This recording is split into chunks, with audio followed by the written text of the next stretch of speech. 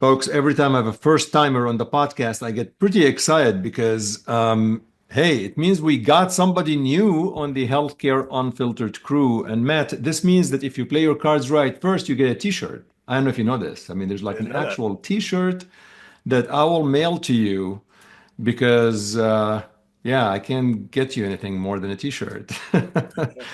Welcome to the show. Thanks so much, Shadi. It's really a pleasure. I'm a big fan of the podcast, so it's a thrill for me to be a guest. Thank you. Thank you. No, it's been a long time coming. And we're actually, for context, for folks who are listening and watching, we're taping this as we finish 2024. We both came from the amazing busy ASH 2024 meeting, and this is actually airing in the beginning of 2025. So folks who are tuning in 2025, this is the first podcast of the year. So it's no easy feat. It's an honor to be the first podcast guest of 2025. So I know a lot about you, but probably folks who are listening don't know much about you. You focus on CLL. Take us just through like what happened that you decided to focus your career on CLL, and how do you spend your day between lab, clinic, things of that nature, just to get to know a bit about you.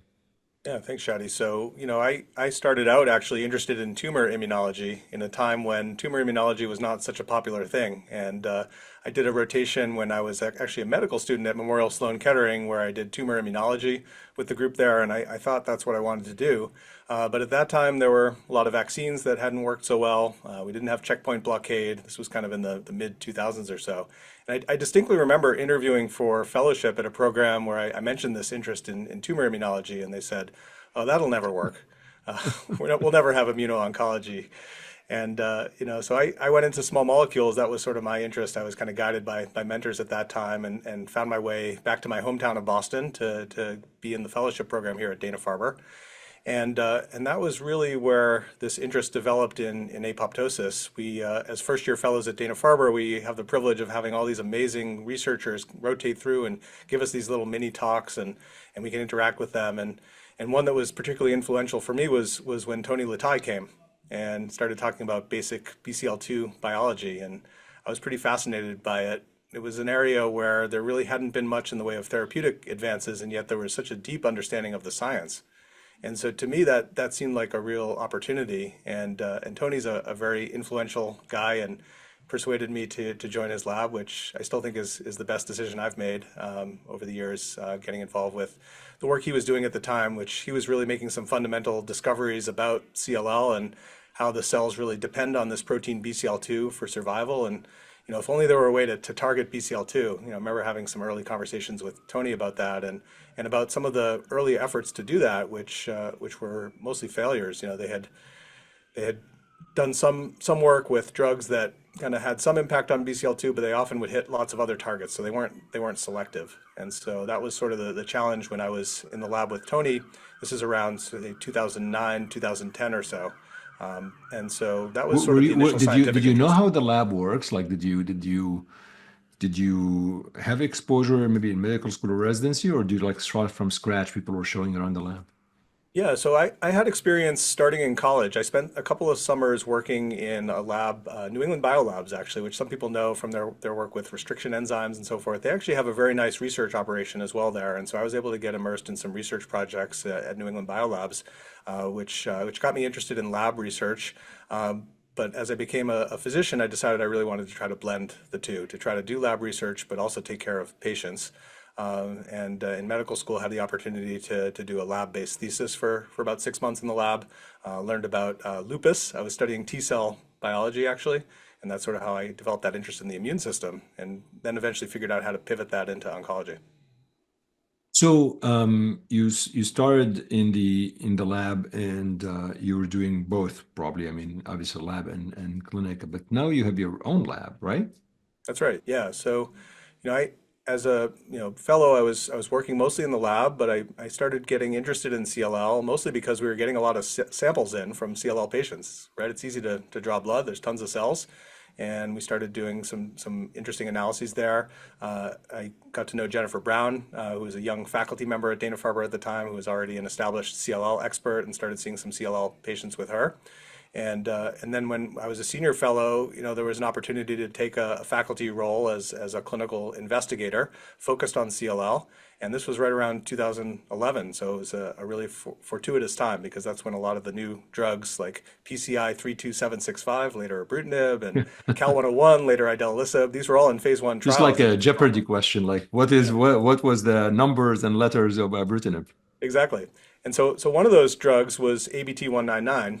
And so it's kind of an interesting story there. That was a drug that was sort of seen as the successor to Venetoclax, which had already been explored in the clinic. And Venetoclax had issues with thrombocytopenia. It's a on-target effect of the drug because it targets BCL-XL in addition to BCL2. And so again, because of a lot of the efforts over the years that had not worked out with these drugs, there wasn't that much interest initially in ABT 199. At least at our center, they were like, "Oh, let's give it to the junior guy. Probably nothing will come of that." And so I have the opportunity as my very first clinical trial to be our site PI here at Dana-Farber for the first in human trial of this unknown drug ABT 199. That's amazing. Like this is leftovers of drug development. He'll say yes to anything. Right. So I want to just back up a little bit. How tough is to run a lab? I mean, you're obviously again you're a clinician investigator, but the success of a lab is getting these grants and all of these things that you need to get this. We're in an environment where all I hear is usually complaints about funding and things like that. And I'm not a lab person, but you're entrenched in this. How challenging this has been over the past decade for you? So it's always a challenge. I think that especially when you're starting out, that's where mentorship really is key. And so for me, starting that role as a clinical investigator, initially, doing trials and seeing patients, I was fortunate that Tony Latai said, you know what, you can have a little bit of space in my lab. We'll share a technician. You come up with a way to pay for half their salary. I'll pay for half their salary. And that just kind of allowed me to keep a foothold in the lab. And some places like Dana-Farber are very supportive of this model of translational researchers. And so we were lucky here that we have this clinical investigator program, which in a way is a little bit of a misnomer because it's actually supporting a startup for a laboratory that's focused on clinical problems and translational investigation. So that was a competitive process, but I was able to get funding, which was a startup after several years of being faculty. And even probably more important than the funding was the space, which is always at a premium. So that startup kind of gave me the space I needed, gave me some startup funding to hire some folks. And you're right. Then it's a matter of once you get that startup, you got to put it to work and generate some good data. And we were able to do that. I think it's a very exciting field in CLL. There's a lot of interest in it. We've had generous support from a number of different philanthropic organizations, some of the big societies like LLS and CLL Society, those organizations. And we also have great philanthropy here at Dana-Farber, which supplements that. And that was enough to help me to get my first R01 award now a few years ago, which really has sustained the lab since then. So it's a constant effort to keep the funding going. I always feel like, if I had more time to spend on lab, I could probably be more successful there. And if I had more time with the trials, I could do more there. But for as long as they'll let me keep doing both, I'll keep doing them because it's a lot of fun. As an outsider, I think you're in the perfect spot. You literally are able to do both, and I think we need that because you need to be seeing these patients. Number one, honestly, I feel it makes you feel better when you're seeing the impact of what you're doing in the lab affecting patients, and also you're able to do it both, which a lot of people can't do. So kudos to you. But tell us this ABT 199. So you started that trial. What happened then? Like what turned out with this study? So we opened the trial in the fall of 2011. The first three patients in the world had already been treated in Melbourne, Australia, by the group at Peter Mac, John Seymour, Andy Roberts, the WEHI. They had provided a lot of the initial preclinical data sort of validating ABT 199. And what they saw there in those first three patients was actually tumor lysis syndrome. They had started at higher doses, 100 milligrams, 200 milligrams of Venetoclax. It's always hard to pick a dose for a first-in-human study, but it turned out that was too high of a dose. And so we had a sense from those three patients that this was quite a potent drug. And so when the study opened here, we were starting at lower doses. And I distinctly remember the very first patient that we treated here was a young man who was in his late 30s. And he'd been through everything, at that time, the FCR, BR, alemtuzumab, all these therapies. And, you could spot him from across the room, because his lymph nodes were so big, just bulging in his neck. And this ABT 199 was kind of his last hope. And And we started the drug, and he did have some brief response, some softening of lymph nodes, but unfortunately he progressed fairly quickly within a few weeks of starting. And this was, first in human study, so he was on a low dose of the drug. He never really escalated up to the eventual dose. And around that time was the ASH meeting 2011, and I remember distinctly the first investigator meeting for ABT-199. The Australian investigators were there, a few of us from the US, a few people from AbbVie, so I want to say maybe 15 people in the room or so, and that was collectively sort of the only experience with the drug at that time, and we had some discussions around the study, and there was optimism that there was activity of this drug. And it was really over that next year where we put a bunch of patients on, both for CLL and then also for non-Hodgkin lymphomas, and so did many investigators around the world. And it came time to submit ASH abstracts for 2012. And this is a kind of a funny story that not everyone knows. So I actually was the first person to present any clinical data on ABT-199. This was ASH I did 2012. not know that. Yeah, so, but it's a little bit by happenstance how it happened. So we decided to submit two abstracts. So there was going to be a CLL abstract that I believe John Seymour was the presenting author on, and then an NHL abstract that I was the presenting author on. And I don't know who it was, but somebody ended up screwing up the submission process and actually ended up submitting both the CLL and the NHL abstracts to the NHL section. And you know how ASH is. They have strict rules as they have to. And so they rejected the CLL Oh abstract because they gosh. said it's not an NHL abstract, it's a CLL abstract. And so they accepted the NHL abstract for oral presentation, and we really wanted to present the CLL data. And CLL is an NHL, so we made the CLL data into the NHL data, and I got to present all of it.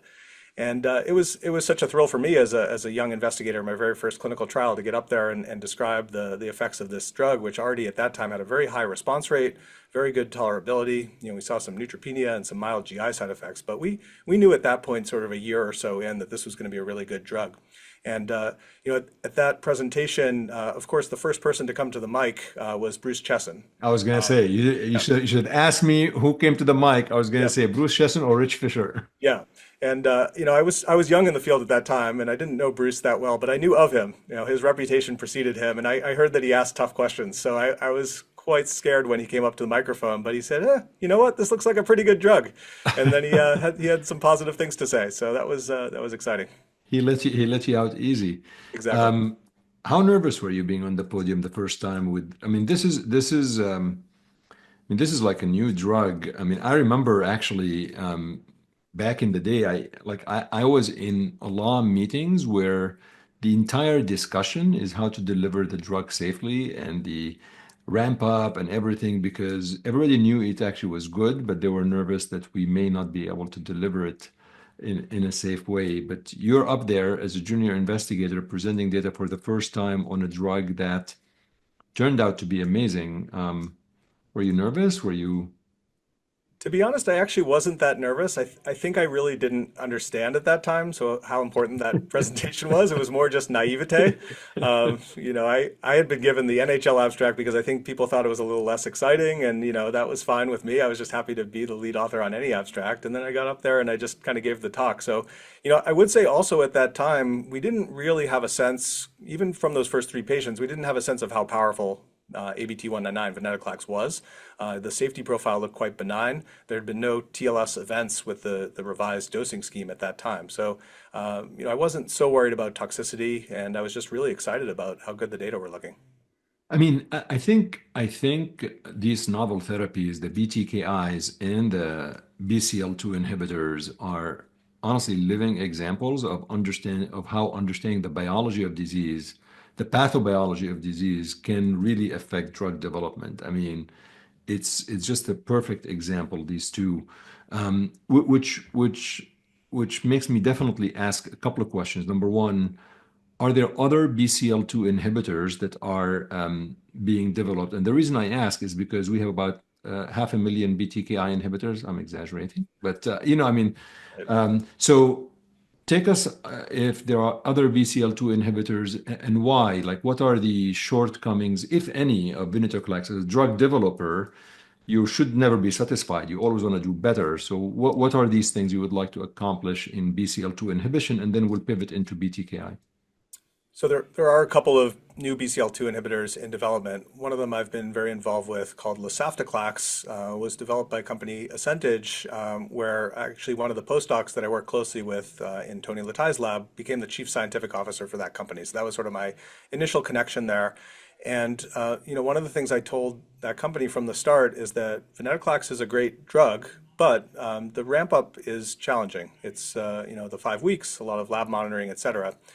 And a lot of that does hinge on the longer half-life of Venetoclax, so it does kind of stick around for a while, and we think that might contribute to that risk of TLS. So with Venetoclax, right from the start, it's got a shorter half-life, and it gets up to a Cmax concentration a bit faster. And so I encourage the company to consider doing a more rapid ramp-up, and actually they listened and they did a 5-day ramp-up. So that's how that drug is being developed now. The early phase data look good. It doesn't to me look like it's necessarily more effective than Venetoclax, but if they can develop it in a way that it's more convenient with a daily ramp up instead of a 5-week ramp up, I think that's promising. And that drug is now in a phase 3 clinical trial.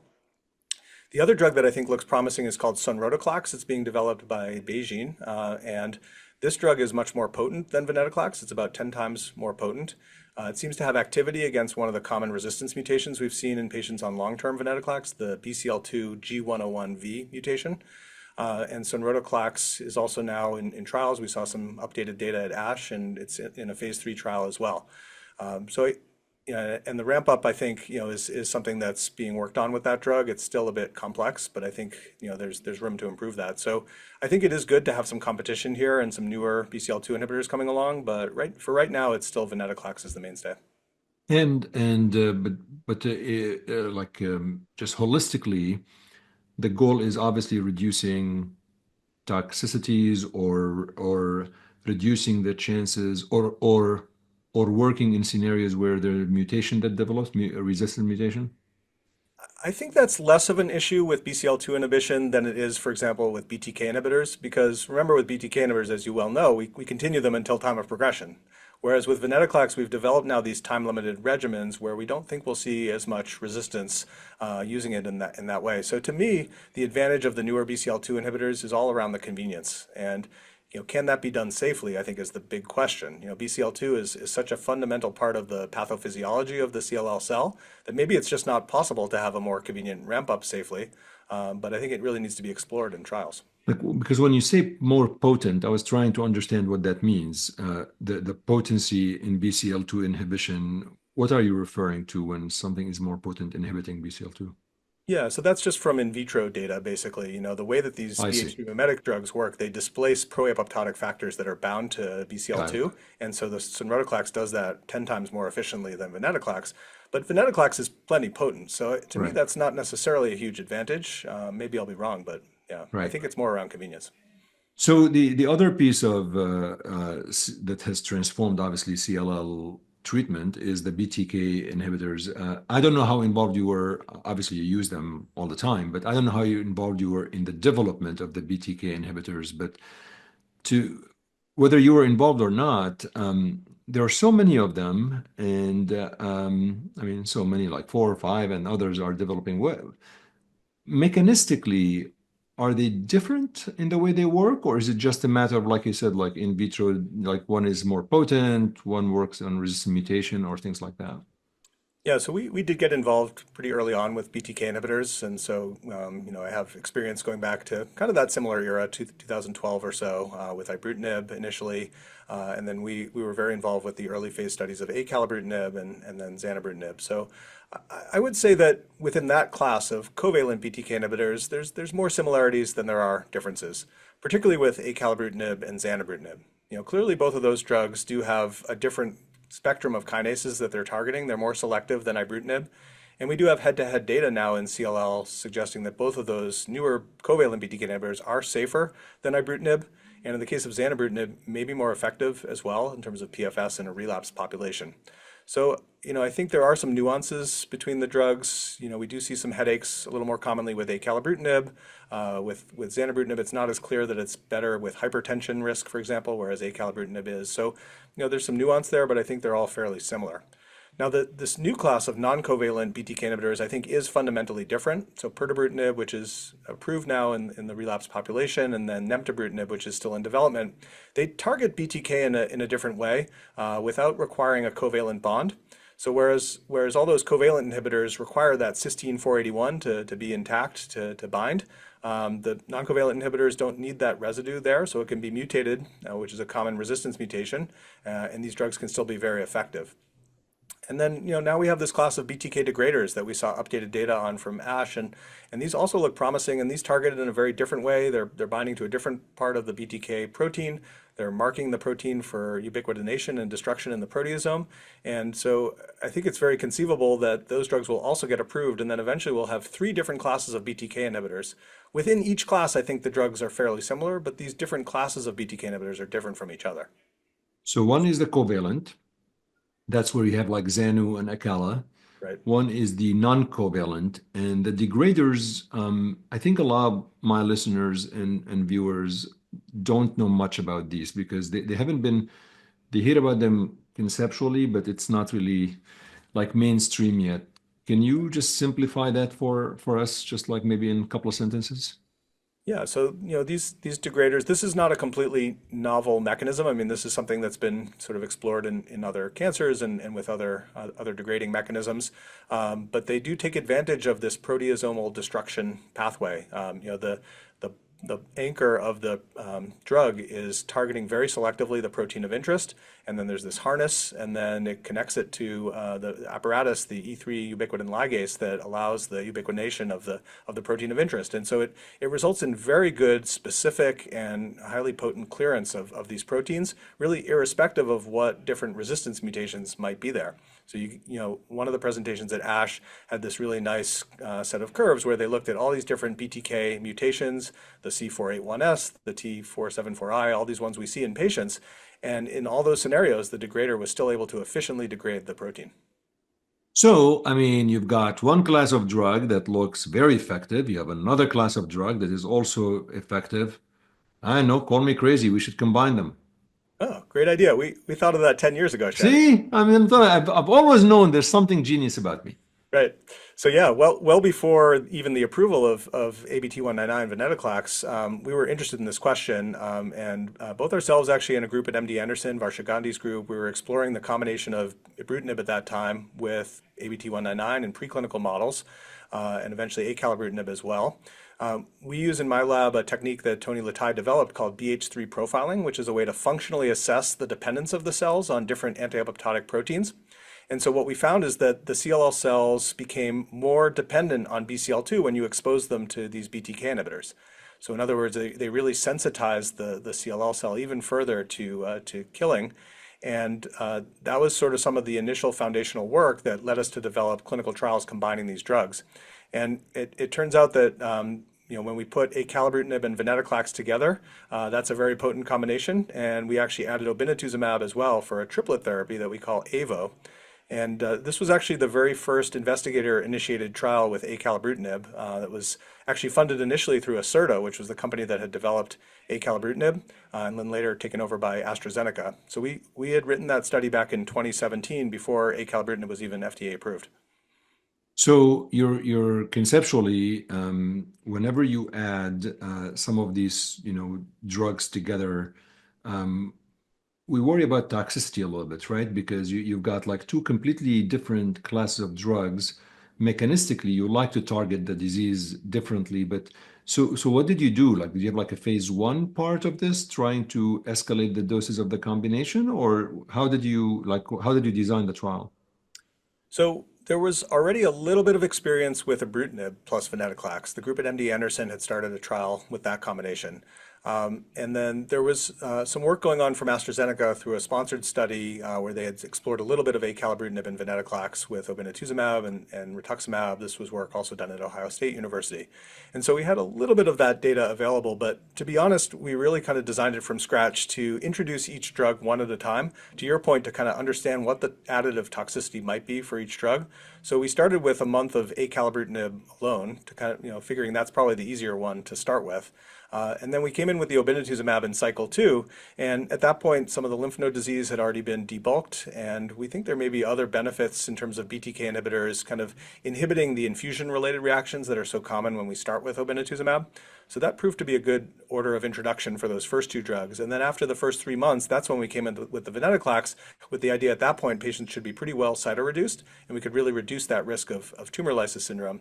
And actually, one little asterisk in our work that not everyone's noticed is that in that venetoclax ramp up on our AVO trial, we actually do a 4-week ramp up of venetoclax instead of a 5-week ramp up. Seems like not a huge change, but it actually does save patients a week Yeah, of coming back and absolutely. No. forth. Yeah. And I had been hopeful initially that we'd be able to kind of do a series of trials to kind of chip away at that ramp up, making it simpler and simpler over time. But unfortunately, that hasn't been pursued so much. So we're kind of stuck still mostly with this 5-week ramp up. Although I'll say when I give the AVO regimen, I'll use a 4-week ramp up based on our Yeah. data. I mean, look, it's some of it is priorities also. It's just very difficult to answer every question. I like that you actually took advantage of an ongoing study like the AVO trial and all of this. Now, the AVO trial is published officially in JCO. So what can you share, just kind of summary into what you found? And I do want you to comment. I want to take it from here to MRD a little bit, but at least tell us what the results of the AVO, what did it show? Sure. So, we started this study initially in an all-comer population of treatment-naive CLL patients. We recruited 37 patients to the initial part of the study. 10 of them had high-risk disease, which in CLL we define as a TP53 mutation or deletion. And in that initial cohort, we saw very high rates of undetectable MRD in the bone marrow, upwards of around 86%, which at the time I think was one of the highest rates ever reported for any regimen in CLL in the bone marrow. That was at 10 to the minus 4 level. And the rates seemed similar in patients with TP53 aberrants versus those who had lower risk CLL. And so that really inspired an expansion cohort where we added 35 patients restricted to those with TP53 aberration. And so the latest publication really summarizes the results for all 72 patients on the study, which includes 45 patients with TP53 aberrant CLL. We used a very strict primary endpoint where we required both bone marrow undetectable MRD and CR at the cycle 16 time point, so after 15 cycles of treatment. And that milestone was reached in 42% of patients, and that included both the all-comer population and TP53 aberrant patients. It was actually the exact same rate in those populations. And then when you kind of broaden out the endpoints, you start looking at rates of undetectable MRD. Without the need for CR, it's higher. It's in the 70 to 80% range. And most importantly for our patients in the frontline setting, we need to look at PFS as well. And I think one of the aspects I like about our data set is that we have pretty good follow-up at this point, median of about 4.5 years of follow-up. And the 4-year PFS for the high-risk patients on our study is 70%. And just to remind your listeners, so for venetoclax obinutuzumab alone, the median PFS is about 4 years. And also for ibrutinib plus venetoclax in the Captivate study, the median is about 4 years PFS. So the fact that we're seeing 70% PFS at 4 years, I think it does suggest there may be a benefit to doing all 3 drugs together. Of course, our study is not randomized, so we need to put it to the test in larger studies, but I think it looks promising. And it really complements, I think, nicely the data from the Amplify study that my colleague Jennifer Bound presented at ASH, which is looking at AVO and AV in a non-high-risk population. And as you know, Chowdy, that's a registrational trial, and so we can talk about the implications, but as a positive study, I think that's very likely to lead soon to FDA approval of AV and possibly even AVO here in the US. Yeah, and for those who are listening, they won't see this, but I have some people who like to watch YouTube. Behind Matt, there's an actual uh, board that says AVO go, go, go. What is Yes, that about? yeah, very observant, Chowdy. So one of my passions outside of medicine is cycling, and every year I ride an event called the Pan Mass Challenge, which is actually the single largest athletic fundraising event in the world. It raises money for our research here at I Dana-Farber. have donated to that for Tony Schwery, and All right. effective immediately. No more donation to Tony. It's all going to you. Excellent. So I have a patient who is on the AVO trial who lives out on Cape Cod, and he and his wife come out every year to cheer me on, and they usually make me a sign every year. So this is one of their signs, which is always really meaningful to me. That's amazing.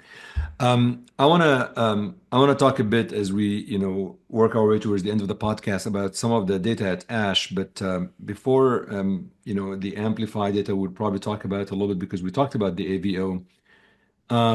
What are the implications? Because I've been actually thinking about this since the data has come out. But I'm curious your thoughts, right? It's a registration trial that is very likely, as a positive study, is more likely than not, it's going to get to FDA approval. Does this mean we have a new standard of care? So I would say we will have a new standard of care option, meaning I don't think it's right for all patients with CLL, but I think it is a good option for some patients with CLL. It has been a little frustrating to a lot of us that we have not had an approval for a BCL2 BTK doublet here in the US.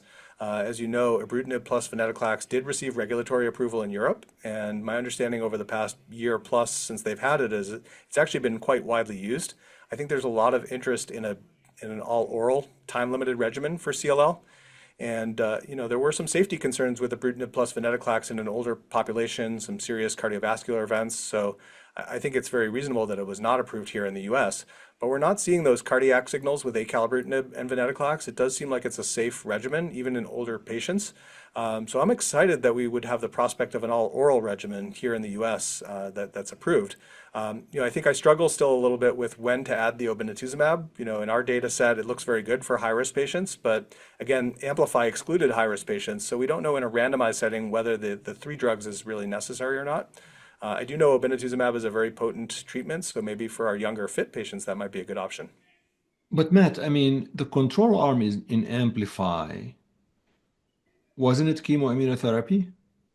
Correct. And I think, again, and correct me if I'm wrong, I think a lot of folks are going to argue appropriately. I think we can all agree that chemoimmunotherapy today in 2024, 2025 is really not the proper treatment anymore. I mean, I can't think of a patient you would give chemoimmunotherapy unless maybe cost or insurance denials, things like that.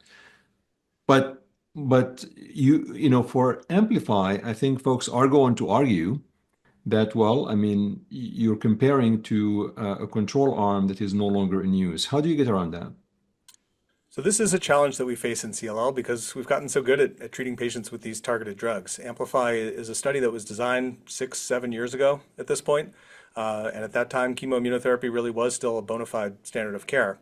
I think we do need additional data sets. And not long after Amplify was designed in 2019, several of us in the US realized that this would be an issue, and we kind of anticipated this question. And so, along with good friends Jeff Sharman and Anthony Mado, we got together and tried to come up with an idea of how to compare an AV doublet to a meaningful standard of care. And after a lot of debate and discussion and support from the various companies involved, we moved forward with AstraZeneca to develop a study called MAGIC, where we're comparing the AV doublet to venetoclax plus obinutuzumab. And because we were trying to stay ahead of things and started working on this in 2019, I'm happy to report that MAGIC, which is a phase 3 trial at 40 plus sites around the world, is now fully accrued. So hopefully fairly soon we'll get some data there comparing AV to a bona fide standard of care now, which is venetoclax obinutuzumab. And by the way, Shadi, do you know what MAGIC stands for? Of course I do. Okay. Of course I do, but we're gonna It's tell people what they okay. are. It's, I'm I'm very proud of this because this was actually kind of a it's yeah. Matt, Jeff, and Anthony, the Yes. three musketeers. This was kind of a joke when we started. We called it Matt, Anthony, and Jeff in collaboration. But then people kind of liked the name so much that it stuck. So No, we it's Magic actually now. a great name, and I recall when this was being proposed. It was actually during COVID. We actually were talking about it, and no, congratulations! I was actually amazed that it's already fully accrued, and but it's an AV, not AVO, which is totally Yeah. fine. I mean, but totally fine. I mean, we don't know, Frank. I mean, O is very potent. We don't know how much it adds. So I'm looking forward to that trial because I do think it's going to make a difference. So my last topic before I let you go, Matt, is you're involved in a lot of these time-limited therapies, whether it's a BTKI, BCL2, whether it is, but in my mind, I'm thinking time-limited therapy in CLL must be linked to MRD, measurable residual disease. Right. But it turns out in most studies I've looked at, the MRD is exploratory endpoint. I mean, people are looking at it and everything, but it's not really defining when you stop therapy. So help me understand this because so I could give patient treatment for, let's say, a year or 2 years, check MRD, it's positive, and I'm still stopping. It's just counterintuitive. So help us understand your view into how you integrate MRD into the stem-limited therapies. So, a really important question in the field right now, and one where we don't have definitive answers. But, I would say, I'm sure you would agree, probably the same length of therapy is not the right length of therapy for each and every single CLL patient, right? There's probably some benefit to adapting therapy to particular patient characteristics or markers. And so far, MRD has been kind of one of the more promising things we can look at to help adapt that. And so there are a number of different trials underway looking at MRD guided therapy in CLL. And to your point, if you finish what would be sort of a year, for example, of time limited therapy and you still have detectable MRD, these studies are exploring if maybe getting an additional year of therapy would be beneficial in terms of clearing that MRD. But ultimately, we need to show that that's going to prolong progression-free survival and hopefully overall survival. And so far, unfortunately, none of the trials have really been comparative in that respect. The one that kind of comes closest is Captivate, which is a phase 2 study, which had two different cohorts. One was fixed duration, where all the patients got 15 cycles of therapy regardless of MRD. And then a separate cohort was MRD guided, where patients got therapy of different duration based on when they obtained MRD. But the study was never designed to compare those two arms. And so it's really challenging to make that comparison. I'm happy to say that in Europe now, they are going to be launching soon a study called CLL 18. This is being led by the German CLL study group, and it's using pirtobrutinib, the non-covalent BTKI, with venetoclax, so PV as they call it. And PV is being compared to a control arm of ven-oben, kind of the standard 1 year treatment. But what's nice about this study is that there's two PV arms. So there's PV that's fixed duration and PV that's MRD guided within the same study. And to me, if we're going to ask people to start checking MRD and guiding therapy based on that duration, this is the type of data that we're going to need. We need Right. randomized data to actually show that there's a benefit to doing it, because otherwise, why bother if it's not going to be beneficial?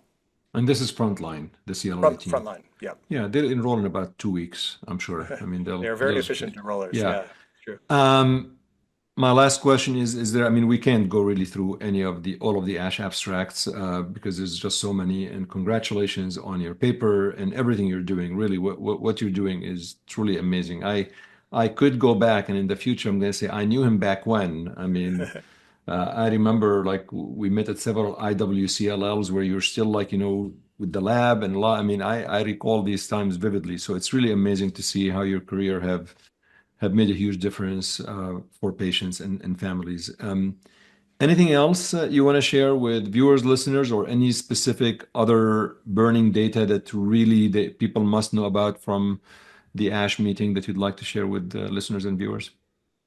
Yeah, I mean, I think that we've gotten pretty good now at treating CLL for a lot of CLL patients, especially our older patients who have low genetic risk forms of CLL. We probably have the existing tools we need now for most of those patients to allow them to live what would be their normal lifespan otherwise. But, when I'm in CLL clinic, I'm often now seeing younger patients. I'm seeing patients who've gone through two different mechanisms, BTK, BCL2, these double refractory patients, those with high risk genetics. So I still think we have a lot of work to do. And actually, particularly for our young, fit patients, I don't think we should shy away from trying to develop curative strategies. Sometimes when I talk about cure in CLL, people say, we don't need cure, we have good drugs, we can just keep people alive. But we don't know what's going to happen with these targeted therapies 20 or 30 years down the line. So if we have patients in their 50s, for example, that I think is a population we can target with more aggressive approaches. So to answer your question, at the ASH meeting, we saw some intriguing data from bispecific antibodies, one in particular, epcoritamab, where they treated a population who was very refractory and still saw close to 40% of patients achieving complete response. And we know from the old days that allotransplant, which is also an immune type of therapy, can have curative potential for CLL. So if we can study treatments like bispecific antibodies, maybe newer CAR T products in a younger fit population and try to develop curative therapies for that group, I think we shouldn't shy away from that. That to me is a real opportunity to help those patients. And I'm encouraged by what we've seen so far with some of these new therapies from this ASH meeting. That's amazing. Matt, have you ever in your life given FR therapy as a clinician? I'm old enough, Shadi, that I gave a lot of I don't FR think and you have. steps You're to the. young. You're not. No, no. Um, I was gonna tell you. I don't think you've ever given FR, but you have. I have many, many times, and actually, I still have some patients in remission 15 years later. So those drugs did have a role, but we're fortunate now that we have better drugs that are safer and still provide durable benefit.